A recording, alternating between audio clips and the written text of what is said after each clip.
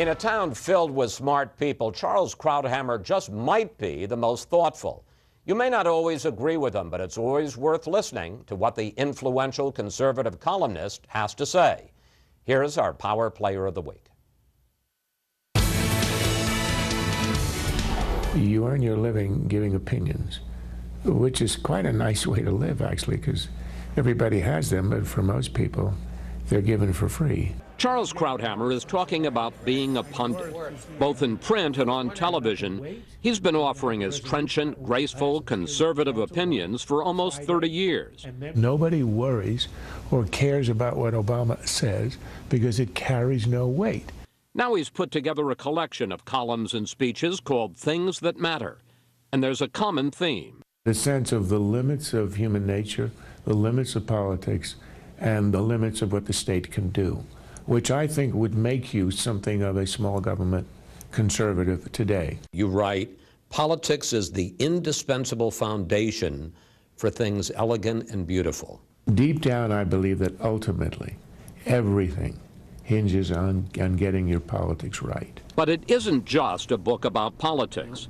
Krauthammer writes about his real passions: chess, mathematics, space, baseball. Any common themes there? Yeah, they're all quite useless in a mechanical sense and elegant. Anything performed to a high level, a beautiful form, whether it's walking the balance beam or whether it's playing shortstop, it shows the best of what humans can do. I find it moving. Krauthammer had a terrible spinal accident 40 years ago that left him largely paralyzed. That there will be no second round. And while he can type, he often dictates columns. It hasn't slowed him down a bit. You write, conservatives think liberals are stupid. Liberals think conservatives are evil. Oh, absolutely. He says liberals tend to be nice, but foolishly think everyone else is nice too. As for the flip side, liberals imagine that to want to, for example, reduce food stamps or to cut back on welfare, that can only be advocated by people who are truly evil and enjoy throwing orphans in the snow. But the most astonishing column is one he wrote within hours of the attack on 9/11. He said we had entered an age of terrorism, a war with radical Islam that demanded a military response, not a judicial one. You seem to see the whole thing clearly within hours. This was a whole new kind of enemy. It was existential. It wants to see our destruction. It believes that we are inherently evil, exactly as the other isms did, and that we could not treat it like a crime.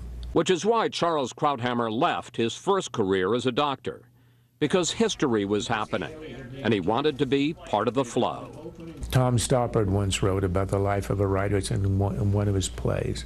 You know, you spend your life putting words together, and every once in a while you get them in just the right order, and it gives the world a nudge. And that's what I live for. Be sure to tune in next week for part 2 of our Power Player profile of Charles Krauthammer. We'll look at the terrible injury Charles suffered and his quiet resolve not to allow it to limit his life. And that's it for today. Have a great week. This week, we continue our special 2-part profile of our colleague, Charles Krauthammer.